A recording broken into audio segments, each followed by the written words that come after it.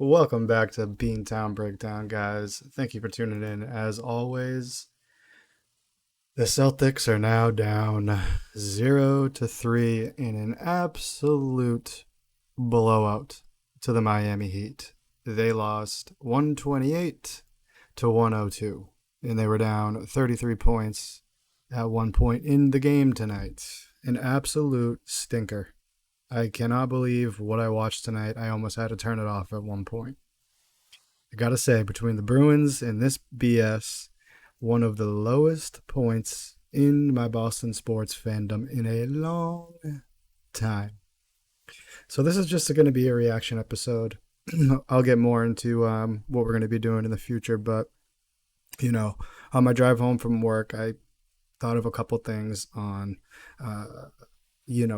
topics kind of to go through, and a couple things came to mind, and it's no heart and no discipline. So let's start with the no heart. This game was essentially over, midway through the second quarter. That might even be being a little generous there, but I'd say about midway through the second quarter, the game was donezo. Um, the Celtics thought they should be getting a few calls that they didn't end up getting. And, I agreed with a couple of them, but at the end of the day, you can't be worried about the officials. You have to keep playing the game, stay invested in the game, and stop worrying and yelling at the officials or arguing with them. The Heat's quote unquote undrafted players, undrafted players, undrafted players, undrafted players. Yeah, we get it. They're undrafted. And, Draymond on Twitter basically said it's kind of disrespectful that they keep saying that. And, now that I thought about it a little more, like, yeah, mention it once, but like it's literally like, all I talk about. And it's like, come on, guys. These guys have made a name for themselves. Like, bench players, sure, whatever. But, I mean, you don't have to keep saying that they're undrafted. They're balling. We get it. But these undrafted players are just raining down shots right in your face, and you can't hit water if you fell out of a boat. So, with that being said, not getting the calls and not hitting shots, not having any type of offensive rhythm. Smart ends up getting a technical. You can tell that he's just annoyed, arguing with the official. At one point, he threw an elbow and got lucky and didn't get a technical for that or whatever. I'm pretty sure they called it a common foul, but you could tell he was just, pouting around, pussyfooting around. And it was just pretty pathetic. And you could tell other players were definitely getting, throwing their hands up. Oh, are you kidding me? Come on, come on, come on. And once I saw that going on, I'm like, oh, here we go. We're in for one tonight, boys. But when Smart did get the technical, I think that's right around the time where all the starters and we started falling, very far behind. All the starters just completely checked out. Saying, oh, well, this one clearly didn't go our way. Feel bad for us. Feel bad for us. We're not getting any calls. Our shots aren't falling, and they're getting all the momentum because we aren't getting the calls. It's just it's pathetic. At one point, it even got to the point. I think it was early third quarter or midway through the third quarter, and Missoula just was like, "Here's the white towel, guys." Threw it in, threw in the bench players. The announcers on the broadcast had me laughing because they were like, "I'm sure that the Celtics starters, Tatum, Brown, and all them, I'm sure that they're happy they're on the bench now because you could clearly tell they didn't want to be in the game any longer." No heart at all. Where's the grit? Where is the pride? The comeback in that game. It's like they just looked like deer, like a bunch of deer in a headlights. Oh, I honestly like don't even know what to say, guys. It was just a pathetic showing. Everything's fine and dandy in Game Seven when you're laying it on an absolutely defeated, laid down 76ers team, but where's that heart that I keep talking about when things aren't going your way, when things get tough? When you're down, I kept waiting for, okay, we're down 23 points. It's almost halftime. Let's close it to 10. And then when second half comes out, or when we come out at second half, we'll close it even more, and then by the end of the game, we'll be within 5, 7, something that's manageable. Just kept waiting for that point, and it never came, and it wasn't even close to coming. And you know,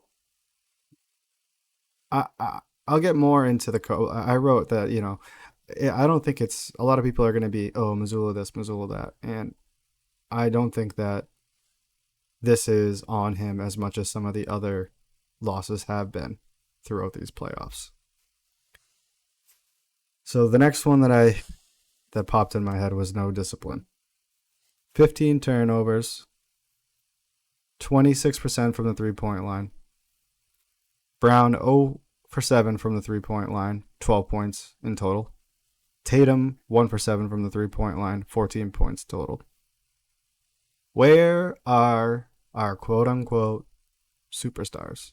I have talked about in prior episodes about how if Tatum isn't showing up, we need Brown to have a game, or our role players have has stepped up in a couple games.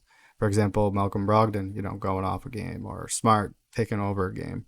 Well, our sixth man of the year, Brogdon, went 0 for 6 in total, 0 for 3 from 3-point line, 0 points. So when Tatum doesn't show up, okay, Brown, let's get some scoring going. He doesn't show up.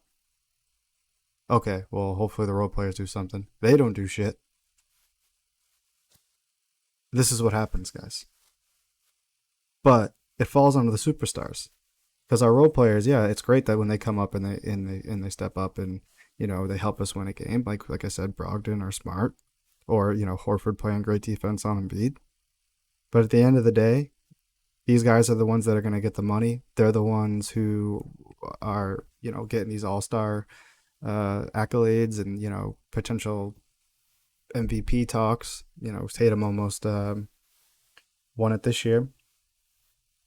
We need them to step up, and when we fall down, like when we fall behind like that, we need one of those two to be like, all right, guys, get them going. Hit some shots. But instead, there's no game plan. It was absolute, complete, and utter chaos.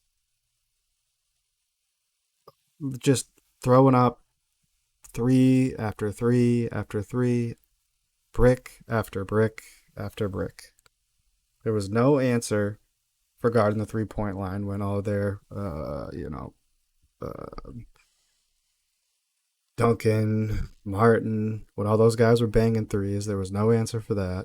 There was no answer for the offense struggling. It was just, like I said, brick threes, or let's try to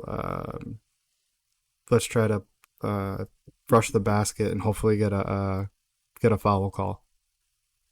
Why didn't we run a few plays?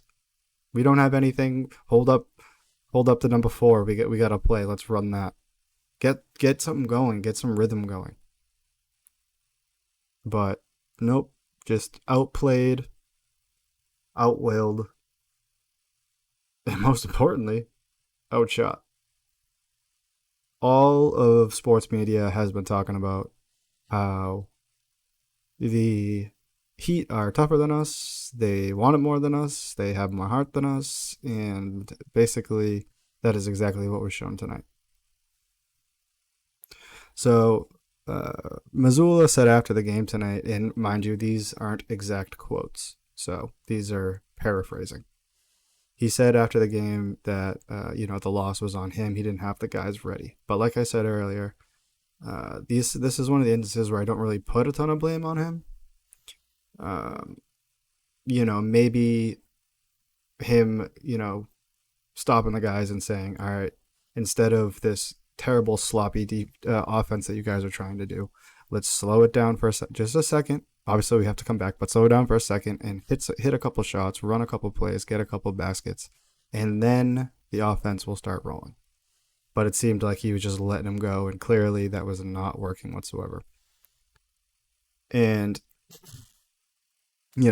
just the careless, desperate basketball that basically turned into let's get this game over with. So I think it's mostly on the players and not so much on Missoula. Yeah, he has blames, of course, but everyone's going to be like, oh, it's all Missoula. No. This game, the players gave up. Simple as that. Brown said after the game, once again paraphrasing, because he said a little bit before this section that I'm going to give you, but he said that he's basically speechless and, embarrassed, as he should be. Um, and that he gives a lot of respect to Miami now because they're bailing, or they're balling. Bad handwriting.